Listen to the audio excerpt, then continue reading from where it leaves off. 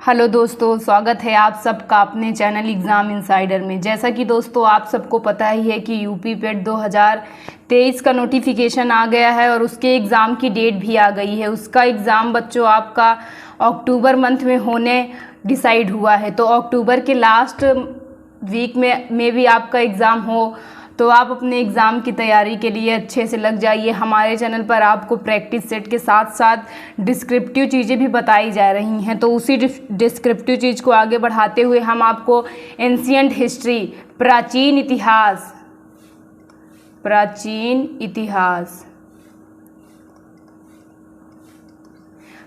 इतिहास से related topics को टॉपिक वाइज पढ़ाएंगे। अगर आपको हमारे वीडियो पसंद आ रहा हो तो प्लीज़ दोस्तों चैनल को सब्सक्राइब कर लीजिएगा और वीडियो को ज़्यादा से ज़्यादा शेयर ज़रूर कीजिएगा। हम आपको प्राचीन इतिहास के जितने भी क्वेश्चन बन सकते हैं टॉपिक वाइज आपको सभी क्वेश्चंस करवाएंगे, साथ ही साथ आपका क्विक रिवीजन भी करवाएंगे। तो उसके लिए आप हमारे चैनल पर लगातार बने रहिए और हमारे एक भी वीडियो को मिस मत कीजिएगा। तो आपका फर्स्ट टॉपिक है आज पाषाण काल। क्या है आज का फर्स्ट टॉपिक? आपका पाषाण काल। इन टॉपिक से रिलेटेड यूट्यूब पे बहुत ही कम चैनल्स पे क्वेश्चन देखने को मिलते हैं, तो इसीलिए हमने आपका टॉपिक वाइज एक्सप्लेनेशन शुरू किया है। और मैं उम्मीद करती हूँ दोस्तों आपको हमारा ये प्रयास पसंद आ रहा होगा।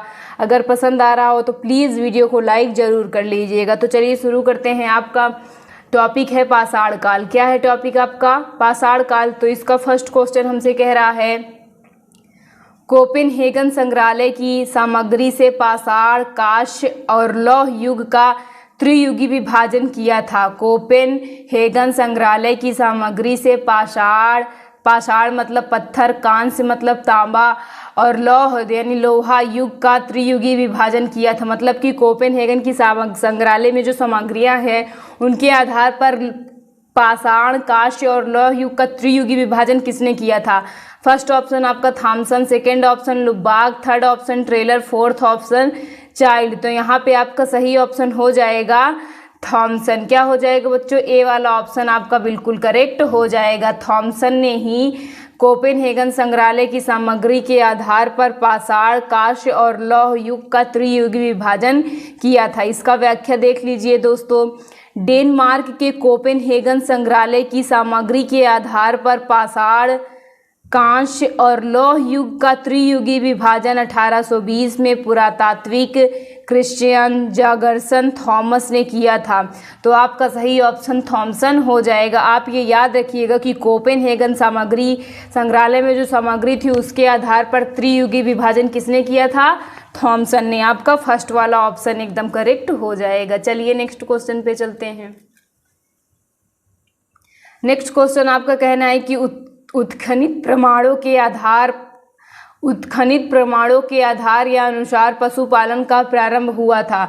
मतलब कि जो हमें प्रमाण मिले हैं उनसे हमें किस काल में पशुपालन की खोज हुई है ये हमसे पूछा जा रहा है। फर्स्ट ऑप्शन निचले पूर्व पाषाण काल में, सेकेंड ऑप्शन मध्य पूर्व पाषाण काल में, थर्ड ऑप्शन ऊपरी एवं पाषाण काल में, फोर्थ ऑप्शन मध्य पाषाण काल में। तो यहाँ पे आपके 4 ऑप्शन दिए गए हैं और आपसे पूछा जा रहा है कि पशुपालन का प्रारंभ किस काल में हुआ था। तो यहाँ पे आपका सही आंसर हो जाएगा मध्य पाषाण काल में। किसमें हुआ था? मध्य पाषाण काल में। पाषाण काल को दोस्तों 3 भागों में बांटा जाता है, ये आप सबको पता ही होगा। पाषाण काल को 3 भागों में डिवाइड करते हैं। उच्च पाषाण काल, निम्न पाषाण काल, उच्च, मध्य और निम्न। ये आपके पाषाण काल के 3 पार्ट हैं। तो आप इस बात को ध्यान रखते हुए चलिएगा कि पशुपालन की खोज किस काल में हुई थी? मध्य पाषाण काल में हुई थी। आपका व्याख्या कह रहा है कि मध्य पाषाण काल के अंतिम चरण में पशुपालन के साक्ष्य प्राप्त होने लगते हैं। पशुपालन के साक्ष्य भारत में आदमगढ़, होशंगाबाद मध्य प्रदेश तथा बागौर, भीलवाड़ा राजस्थान से मिले हैं। अतः बच्चों आपसे अगर पूछे कि पशुपालन से संबंधित 2 स्थल बताइए तो सबसे पहला आपका आदमगढ़ हो जाएगा, जो कि कहाँ पे है? होशंगाबाद मध्य प्रदेश में है। और दूसरा आपका बागौर हो जाएगा, जो कि आपके भीलवाड़ा राजस्थान में है। और इस बात को भी याद रखिएगा कि पशुपालन की खोज मध्य पाषाण काल में हुई थी और इसके दो संबंधित स्थल आदमगढ़ और बागौर, एक मध्य प्रदेश में है और एक राजस्थान में। आपका नेक्स्ट क्वेश्चन कह रहा है मध्य पाषाणिक प्रसंग में पशुपालन के प्रमाण जहां मिले वह स्थान है। मध्य पाषाणिक प्रसंग में पशुपालन के प्रमाण जहां मिले वह स्थान है। हमसे बोला जा रहा है कि मध्य पाषाण काल के संबंध में पशुपालन के साक्ष्य किस स्थान से मिले। अभी इसके जस्ट पहले क्वेश्चन में मैंने आपको बताया था कि दो स्थानों से, आदमगढ़ और बागौर। आदमगढ़ आपका मध्य प्रदेश में है और बागौर कहाँ है, राजस्थान में है। तो यहाँ पे देखिए, यहाँ पे ऑप्शन देख लीजिए, ये आपका राजस्थान, यहाँ पे आदमगढ़ और यहाँ पे बागौर। तो देखिए कौन कौन से ऑप्शन है। फर्स्ट ऑप्शन आपका लंघनाज है, सेकेंड ऑप्शन बीरभानपुर है, थर्ड ऑप्शन आदमगढ़ है, फोर्थ ऑप्शन चोपनी मांडू है। तो आपका सही ऑप्शन हो जाएगा सी वाला। कौन सा हो जाएगा दोस्तों, सी वाला, क्योंकि आदमगढ़ कहाँ पे है, मध्य प्रदेश में। आदमगढ़ यहाँ से पशुपालन के साक्ष्य मिले जो कि आपका मध्य प्रदेश में, और बागौर कहाँ पे है, राजस्थान में, और यहाँ से भी हमें पशुपालन के साक्ष्य मिले हैं। ऑप्शन में बागौर नहीं था, आदमगढ़ था, इसीलिए हमारा आंसर क्या हो गया, आदमगढ़ हो गया। व्याख्या में बोल रहा है कि उपयुक्त प्रश्न, इससे पहले वाले प्रश्न की व्याख्या देखें, वहाँ पे इसका आपका सॉल्यूशन मिल जाएगा। चलिए नेक्स्ट क्वेश्चन पे चलते हैं। आपका नेक्स्ट क्वेश्चन कह रहा है दोस्तों, निम्नलिखित में से किस स्थल से हड्डी के उपकरण प्राप्त हुए हैं। निम्नलिखित में से किस स्थल से हड्डी के उपकरण प्राप्त हुए हैं। फर्स्ट ऑप्शन चोपनी मांडो से, सेकेंड ऑप्शन काकोरिया से, थर्ड ऑप्शन मादहा से, फोर्थ ऑप्शन सराय नहर से। तो यहाँ पे आपका सही ऑप्शन हो जाएगा मादहा। क्या हो जाएगा दोस्तों, मादहा आपका सही ऑप्शन हो जाएगा। इसकी व्याख्या देख लीजिए। मध्य पाषाण कालीन मादहा उत्तर प्रदेश के प्रतापगढ़ जिले में बड़ी मात्रा में हड्डी एवं सींग निर्मित उपकरण प्राप्त हुए हैं। जी.आर. शर्मा द्वारा मादहा में 3 क्षेत्रों का उल्लेख करते हैं। झील क्षेत्र, बूचड़खाना संकुल क्षेत्र एवं कब्रिस्तान निवास क्षेत्र में बटा था। बूचड़खाना संकुल क्षेत्र से ही हड्डी एवं सींग निर्मित उपकरण एवं आभूषण बड़े पैमाने पर पाए गए हैं। डॉक्टर जय नारायण पांडे द्वारा लिखित पुस्तक पुरातत्व विमर्श में मादहा, सराय नहर एवं दमदमा तीनों ही स्थलों से हड्डी के उपकरण एवं आभूषण पाए जाने का उल्लेख है। तो देखिए, जो जय नारायण पांडे ने कौन सी पुस्तक लिखी है, पुरातत्व विमर्श। पुरातत्व विमर्श, इसमें उन्होंने बताया है कि 3 स्थानों से हड्डी के उपकरण और आभूषण मिले हैं। फर्स्ट स्थान आपका मादहा, सेकेंड सराय नहर और थर्ड ऑप्शन दमदमा। ये तीनों ही स्थान आपके उत्तर प्रदेश में, कहाँ पे हैं, उत्तर प्रदेश में है दोस्तों। इस बात का आप ध्यान रखिएगा। अब देखिए ऑप्शन में आपका मादहा भी था और सराय नहर भी था, तो आपका जो आंसर है वो मादहा ही क्यों हुआ। यहाँ पे आपका आंसर मादहा इसलिए हुआ बच्चों, क्योंकि जो मादहा है यहाँ से बहुत ही ज़्यादा मात्रा में हड्डी के उपकरण और आभूषण प्राप्त हुए हैं। अगर मादहा ऑप्शन में ना हो तो आपका सराय नहर आंसर होगा, लेकिन अब जब सराय नहर और मादहा दोनों ऑप्शन में आ जाएंगे तो आपका एकदम परफेक्ट ऑप्शन मादहा होगा, क्योंकि यहाँ से ज़्यादा मात्रा में हड्डी के उपकरण और आभूषण प्राप्त हुए हैं। यानी आपका सही ऑप्शन 4 वाला थर्ड वाला ऑप्शन हो जाएगा। चलिए नेक्स्ट क्वेश्चन पे चलते हैं दोस्तों।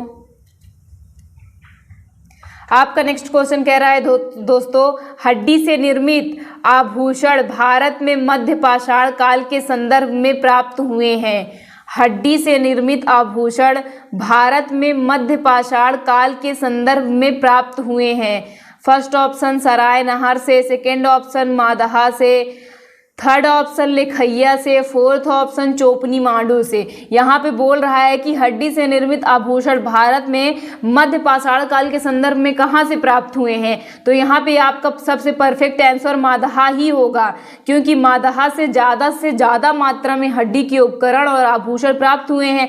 इफ़ अगर आपका मादहा ऑप्शन में ना होता तो आपका सही ऑप्शन सराय नहर होता, बट यहाँ पे मादहा होने की वजह से महदहा आपका सही आंसर हो जाएगा दोस्तों। चलिए नेक्स्ट क्वेश्चन पे चलते हैं।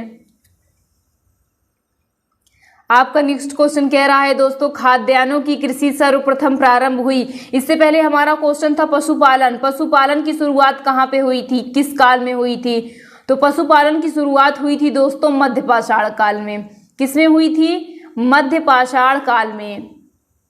अब हमारा क्वेश्चन हमसे कह रहा है कि खाद्यान्नों की कृषि यानी कि खेती करना इंसानों ने कब प्रारंभ किया? खाद्यान्नों की कृषि सर्वप्रथम प्रारंभ हुई थी। फर्स्ट ऑप्शन आपका है नवपाषाण काल में, सेकेंड ऑप्शन मध्य पाषाण काल में, थर्ड ऑप्शन पुरापाषाण काल में, फोर्थ ऑप्शन प्रोटो ऐतिहासिक काल में। तो देखिए मध्य पाषाण काल में तो आपका पशुपालन की खोज हो गई थी। किसकी खोज हुई थी?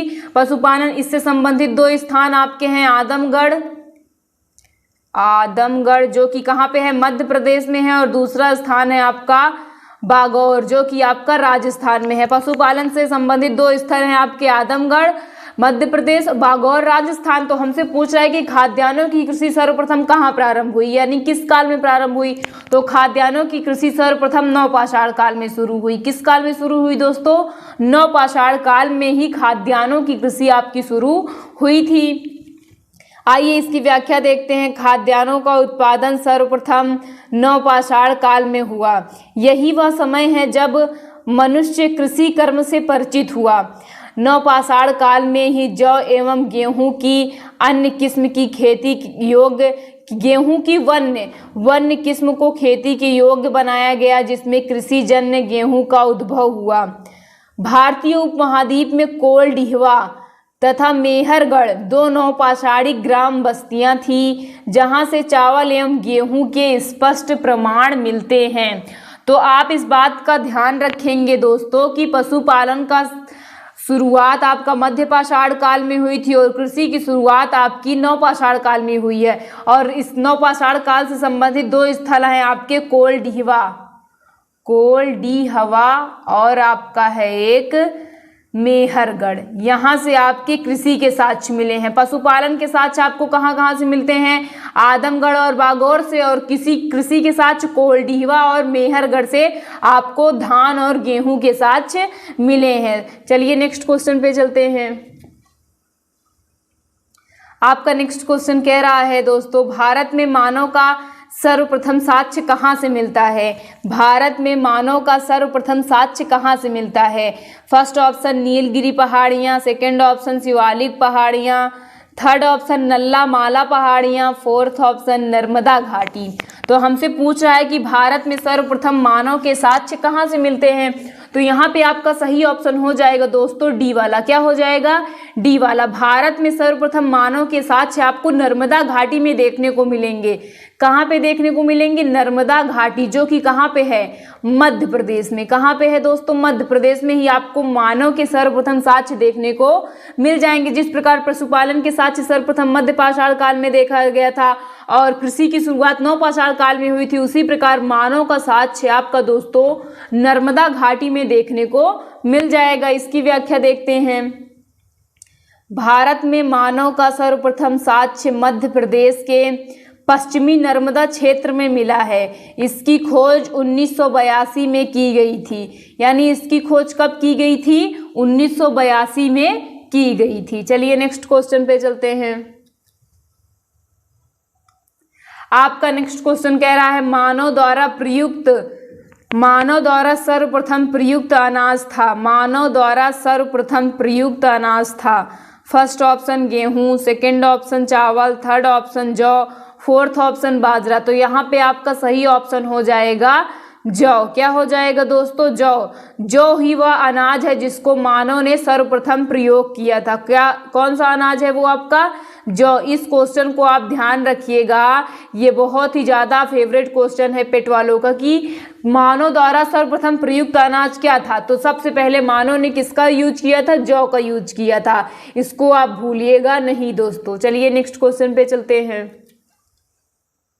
नेक्स्ट क्वेश्चन आपका कह रहा है, उस स्थल का नाम बताइए जहां से प्राचीनतम स्थायी जीवन के प्रमाण मिलते हैं। उस स्थल का नाम बताइए जहां से प्राचीनतम स्थायी जीवन के प्रमाण मिलते हैं। आपका first option Dholavira, second option Kili Gul Muhammad, third option Kalibanga, fourth option Mehrgarh. तो हमें उस स्थान का नाम बताना है जहां से प्राचीनतम जीवन के साक्ष्य मिले हैं, यानी वहां पे क्या रहते थे, लोग रहते थे। यहाँ पे आपका सही ऑप्शन हो जाएगा दोस्तों मेहरगढ़।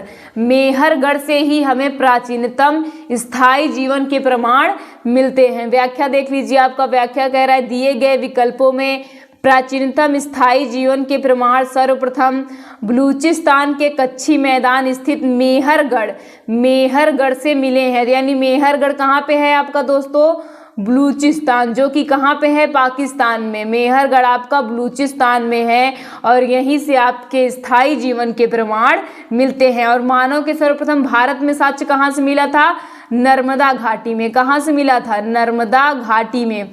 अगर आपका क्वेश्चन हो कि भारत में मानव का सर्वप्रथम साक्ष्य कहाँ से मिला, तो नर्मदा घाटी में। और आपका क्वेश्चन हो कि जहाँ से प्राचीनतम स्थायी जीवन के प्रमाण मिले हो, तो आपका क्या हो जाएगा, मेहरगढ़ एकदम सही हो जाएगा। चलिए नेक्स्ट क्वेश्चन पे चलते हैं। आपका नेक्स्ट क्वेश्चन कह रहा है दोस्तों, भारतीय उपमहाद्वीप में कृषि के प्राचीनतम साक्ष्य प्राप्त हुए हैं। भारतीय उपमहाद्वीप में कृषि के प्राचीनतम साक्ष्य प्राप्त हुए हैं। हमसे उस स्थल का नाम बताना है जहां पे हमें कृषि के प्राचीनतम साक्ष्य प्राप्त हुए हैं, वो भी कहां पे, भारतीय उपमहाद्वीप में। आप इस बात को ध्यान रखते हुए चलिएगा। फर्स्ट ऑप्शन आपका कोलडीवा, second option Lahuradewa, third option Mehrgarh, fourth option Tokwa. इससे पहले के क्वेश्चंस में मैंने आपको बताया है कि कृषि के जो साक्ष्य मिले थे वो आपको कोलडीवा और मेहरगढ़ से मिले हैं। कहाँ से मिले हैं, कोलडीवा और मेहरगढ़ से मिले हैं। लेकिन आप क्वेश्चन पे ध्यान दीजिएगा कि भारतीय उपमहाद्वीप बोला है। क्या बोला है, भारतीय उपमहाद्वीप बोला है। तो अभी जस्ट मैंने आपको पहले इस क्वेश्चन के पहले ही बताया कि मेहरगढ़ कहाँ पे है, बलूचिस्तान में है। कहाँ पे है दोस्तों, बलूचिस्तान में। और बलूचिस्तान आपका पाकिस्तान प्रांत का एक हिस्सा है। कहाँ का हिस्सा है, पाकिस्तान का। तो ये भारतीय उपमहाद्वीप में तो आएगा नहीं। वैसे उपमहाद्वीप का हिस्सा है पाकिस्तान, बट हमसे भारत के संदर्भ में पूछ रहा है, तो यहाँ पे आपका भारत के संदर्भ में आपका सही ऑप्शन कोलडीवा हो जाएगा। क्या हो जाएगा दोस्तों, कोलडीवा हो जाएगा, क्योंकि कोलडीवा आपका यूपी में, कहाँ पे है, उत्तर प्रदेश में है। तो इसीलिए आपका सही ऑप्शन। और अगर प्राचीनतम साक्ष्य की बात कर भी रहा है, वहाँ पे आपका कोलडीवा और मेहरगढ़ दोनों है, तो आपका एकदम परफेक्ट आंसर कोलडीवा ही होगा, क्योंकि कोलडीवा से ही हमें कृषि के प्राचीनतम साक्ष्य मिलते हैं। इसीलिए आपका आंसर क्या हो जाएगा, कोलडीवा हो जाएगा। इसका व्याख्या देख लीजिए, नवीनतम खोजों के आधार पर भारतीय उपमहाद्वीप में प्राचीनतम कृषि साक्ष्य वाला स्थल उत्तर प्रदेश के संत कबीर नगर जिले में स्थित लहुरा देव है। क्या है, सॉरी दोस्तों, थोड़ा सा मिस्टेक हो गया। यहाँ पे आपका सही ऑप्शन क्या हो जाएगा, लहुरा देव। क्या हो जाएगा, लहुरा देव। सॉरी, मैंने थोड़ा सा ध्यान नहीं दिया। क्या हो जाएगा आपका सही ऑप्शन, लहुरा देव। और अगर मान लीजिए कि लहुरा देव आपका ऑप्शन में ना हो, तो आपका सही ऑप्शन क्या हो जाएगा, कोलडीवा। क्या हो जाएगा दोस्तों, कोलडीवा। इस बात को आप ध्यान रखते हुए चलेंगे कि अगर हमसे कृषि का प्राचीनतम साक्ष्य पूछे और आपके ऑप्शन में लहुरा देव हो, क्या हो, लहुरा देव, तो ये आपका सबसे परफेक्ट आंसर होगा। इफ अगर लहुरा देव नहीं है ऑप्शन में, और अगर आपका कोलडीवा और क्या है, कोलडीवा और आपका मेहरगढ़ हो, क्या हो, मेहरगढ़, फिर हमसे पूछे कि कृषि का प्राचीनतम साक्ष्य, तो आपका सही आंसर कोलडीवा होना चाहिए। इस बात को मैंने थोड़ा सा ध्यान नहीं दिया। अगर आपका ऑप्शन में लहुरा देव है, तो आपका एकदम परफेक्ट आंसर लहुरा देव ही होगा। अगर ऑप्शन में लहुरा देव नहीं है, तो आपका सही आंसर क्या हो जाएगा, कोलडीवा। तो आप इस बात का ध्यान रखेंगे दोस्तों, आपका सही ऑप्शन क्या हो जाएगा, लहुरा देव हो जाएगा। चलिए नेक्स्ट क्वेश्चन पे चलते हैं। आपका नेक्स्ट क्वेश्चन कह रहा है, निम्नलिखित में से किसको चालकोलिथिक युग भी कहा जाता है। निम्नलिखित में से किसको चालकोलिथिक युग भी कहा जाता है। आपका फर्स्ट ऑप्शन पुरापाषाण युग को, सेकेंड ऑप्शन नवपाषाण युग को, थर्ड ऑप्शन ताम्रपाषाण युग को, फोर्थ ऑप्शन लौह युग को। तो यहाँ पे आपका सही ऑप्शन हो जाएगा ताम्रपाषाण युग को। ताम्रपाषाण युग को हम चालकोलिथिक युग भी कहते हैं। इसकी व्याख्या देख लीजिए, ताम्रपाषाण युग को चालकोलिथिक युग भी कहा जाता है। जिन संस्कृतियों में तांबे के औजार के साथ साथ पत्थर के बने हुए उपकरणों का प्रचलन है, उन्हें प्रायः ताम्र पाषाणिक संस्कृतियां कहा जाता है। मतलब कि तांबे के औजार तो थे ही, लेकिन साथ साथ पत्थर के भी औजार थे, उन्हीं को हम क्या कहते हैं, ताम्र पाषाणिक संस्कृतियां कहते हैं। चलिए नेक्स्ट क्वेश्चन पे चलते हैं। आपका नेक्स्ट क्वेश्चन कह रहा है निम्नलिखित में से किस एक पुरा स्थल से पाषाण संस्कृति से लेकर हड़प्पा सभ्यता तक के सांस्कृतिक अवशेष प्राप्त हुए हैं। यहाँ पे सभ्यता थोड़ा सा गलत लिखा हुआ है। निम्नलिखित में से किस एक पुरा स्थल से पाषाण संस्कृति से लेकर हड़प्पा सभ्यता के सांस्कृतिक अवशेष प्राप्त हुए हैं। आपका first option Amri, second option Mehrgarh, third option Kot Diji, fourth option Kalibangan. तो हमसे पूछा जा रहा है कि ऐसा एक स्थल बताइए जहां से पूरा पाषाण काल से लेकर हड़प्पा सभ्यता तक के सांस्कृतिक अवशेष प्राप्त हुए हैं। तो आपका सही ऑप्शन हो जाएगा मेहरगढ़। क्या हो जाएगा दोस्तों, मेहरगढ़ आपका सही ऑप्शन हो जाएगा। इसकी व्याख्या देख लीजिए, बलूचिस्तान पाकिस्तान में स्थित पुरा स्थल मेहरगढ़ से पाषाण संस्कृति से लेकर हड़प्पा सभ्यता तक के सांस्कृतिक अवशेष प्राप्त हुए हैं। यानी आपका सही ऑप्शन मेहरगढ़ हो गया। चलिए नेक्स्ट क्वेश्चन पे चलते हैं। आपका नेक्स्ट क्वेश्चन कह रहा है नवदा टोली का उत्खनन किसने किया था। नवदा टोली का उत्खनन किसने किया था। Option KD. वाजपेयी ने, सेकेंड ऑप्शन वी.एस. वाकड़कर ने, थर्ड ऑप्शन एच.डी. संकालिया ने, फोर्थ ऑप्शन मार्टिन व्हीलर ने। तो आपका सही ऑप्शन हो जाएगा दोस्तों सी, एच.डी. संकालिया ने ही नवदा टोली का उत्खनन किया था। तो नवदा टोली का उत्खनन किसने किया है दोस्तों, एच.डी. संकालिया ने। इसकी व्याख्या देख लीजिए, नवदा टोली मध्य प्रदेश का एक महत्वपूर्ण ताम्र पाषाणिक पुरा स्थल है। तो ताम्र पाषाणिक युग को क्या कहते हैं हम, चालकोलिथिक युग कहते हैं। क्या कहते हैं, चालकोलिथिक युग कहते हैं। इस बात को आप ध्यान रखिएगा। नवदा टोली मध्य प्रदेश का एक महत्वपूर्ण ताम्र पाषाणिक पुरा स्थल है जो इंदौर के निकट स्थित है। यहाँ से मिट्टी, बांस तथा फूस के बने चौकोर एवं वृत्ताकार घर मिले हैं। यहाँ के घरों के फर्श तथा दीवारों पर चूने का लेप लगाया जाता है। नवदा टोली का उत्खनन दक्कन कॉलेज पूना के प्रोफेसर एच.डी. संकालिया ने किया। यानी नवदा टोली का उत्खनन किसने किया दोस्तों, एच.डी. संकालिया ने। इस बात का आप ध्यान रखेंगे। चलिए नेक्स्ट क्वेश्चन पे चलते हैं। नेक्स्ट क्वेश्चन कह रहा है नवदा टोली किस राज्य में है। नवदा टोली किस राज्य में है। आपका first option Gujarat, second option Maharashtra, third option Chhattisgarh, fourth option Madhya Pradesh. इसके जस्ट क्वेश्चन में हमने आपको बताया था कि नवदा टोली किस राज्य में है, मध्य प्रदेश में, इंदौर के निकट है आपका नवदा टोली। चलिए नेक्स्ट क्वेश्चन पे चलते हैं। आपका नेक्स्ट क्वेश्चन कह रहा है वृत्त पाषाण स्मारकों की पहचान की गई है। वृत्त पाषाण स्मारकों की पहचान की गई है। आपका फर्स्ट ऑप्शन है सन्यासी गुफाओं के रूप में, मृतक को दफनाने के स्थान के रूप में, मंदिर के रूप में, उपयुक्त में से कोई नहीं। तो आपका सही ऑप्शन हो जाएगा मृतक को दफनाने के रूप में। क्या हो जाएगा, मृतक को दफनाने के रूप में वृत्त पाषाण स्मारकों की पहचान की गई है। इसकी व्याख्या देख लीजिए, नवपाषाण युगीन दक्षिण भारत में विभिन्न प्रकार की समाधियों में दफनाने की परंपरा रही है। इन समाधियों को जो विशाल पाषाण खंडों से निर्मित हैं, बृहद पाषाण या मेगालिथ के नाम से जाना जाता है। इनके विभिन्न प्रकार हैं जैसे शिष्ट समाधि, pit circle, cairn circle, dolmen, umbrella stone, कंदराएं, मोहिर। ये बृहद पाषाण स्मारक मृतकों की समाधियां थी। यानी बृहद पाषाण स्मारकों की पहचान किसके रूप में की गई है, मृतकों को दफनाने के रूप में। आपका बी वाला ऑप्शन एकदम सही हो जाएगा। चलिए नेक्स्ट क्वेश्चन देखते हैं। आपका नेक्स्ट क्वेश्चन कह रहा है राख का टीला निम्नलिखित में से किस नवपाषाणिक स्थल से संबंधित है। राख का टीला निम्नलिखित में से किस नवपाषाणिक स्थल से संबंधित है। First option Budihal, second option Sanganakallu, third option Koldihwa, fourth option Brahmagiri. पूछा जा रहा है कि राख का टीला किस नवपाषाण काल से संबंधित है। तो आपका सही ऑप्शन हो जाएगा संगनकल्लू। क्या हो जाएगा, संगनकल्लू से ही आपको राख के टीले का साक्ष्य देखने का मिलता है। कहाँ से देखने को मिलता है, संगनकल्लू से। आपका सही ऑप्शन हो जाएगा संगनकल्लू। संगनकल्लू से आपका राख का टीले के साक्ष्य देखने को मिलते हैं। व्याख्या देख लीजिए, कर्नाटक के मैसूर के पास बेल्लारी जनपद में स्थित संगनकल्लू नामक नवपाषाण कालीन पुरा स्थल से राख के टीले प्राप्त हुए हैं। तो संगनकल्लू कहाँ है दोस्तों? कर्नाटक में। कहाँ पे है? कर्नाटक में। यहाँ से आपके राख के टीले के साक्ष्य मिले हैं। तो आपका सही ऑप्शन हो जाएगा बी वाला। नेक्स्ट क्वेश्चन देखिए। नेक्स्ट क्वेश्चन कह रहा है भीमबेटका किसके लिए प्रसिद्ध है?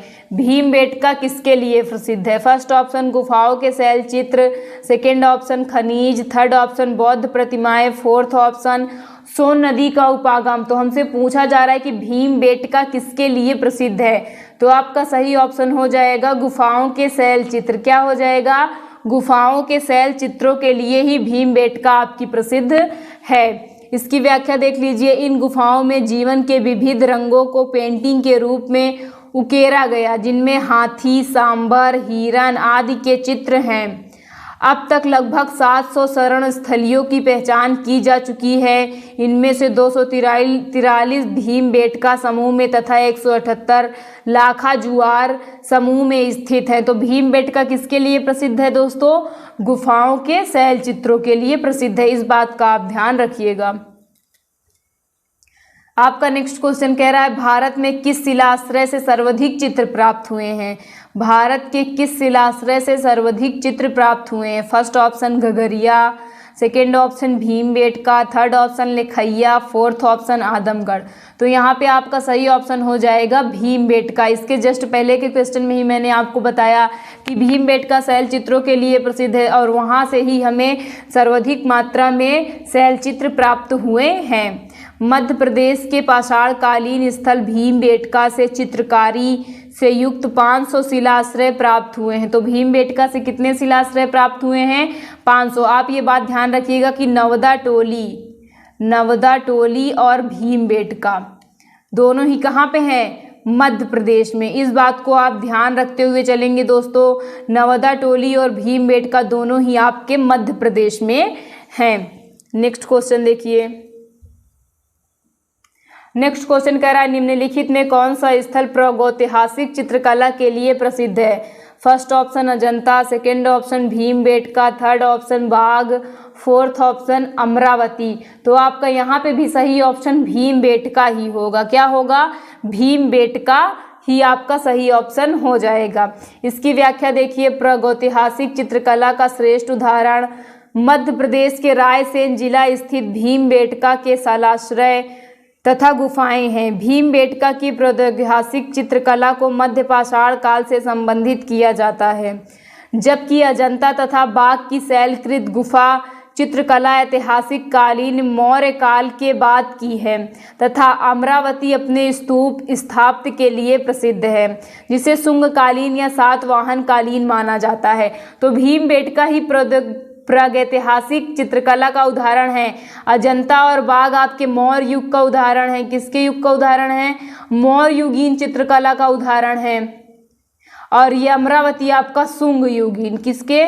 शुंग युग की चित्रकला का उदाहरण है। तो आपका सही ऑप्शन हो जाएगा भीमबेटका ही प्रागैतिहासिक, मतलब कि पत्थरों के काल या फिर ऐसा काल जिसमें क्या कहते हैं लिखित साक्ष्य ना हो, सिर्फ पुरातात्विक साक्ष्य ही हो, उसका उदाहरण क्या है? आपका भीमबेटका। नेक्स्ट क्वेश्चन देखिए।